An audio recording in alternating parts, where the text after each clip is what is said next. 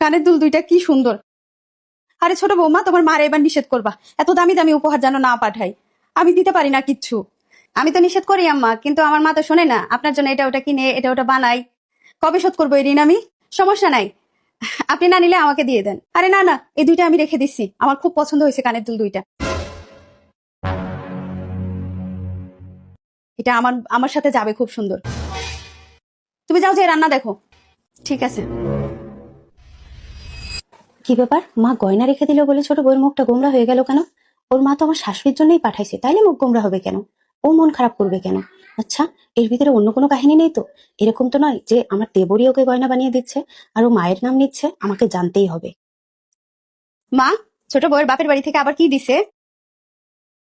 হ্যাঁ দিছে, তোমার বাপ মা তো কিচ্ছু দিতে পারে না। নিয়ে আসছি একটা গরিব ঘরের মেয়ে।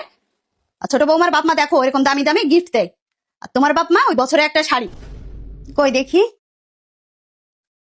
নাও দেখো,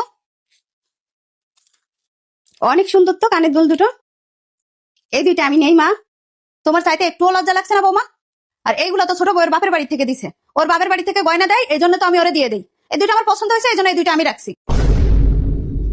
আচ্ছা মা, আপনি কি একবারও চিন্তা করেছেন যে ছোট বউয়ের বাবার বাড়ি থেকে এতগুলা জিনিস দিল, আপনাকে একটাও মেমো দেয়নি? নাকি আপনার ছেলেই বানিয়ে দিচ্ছে?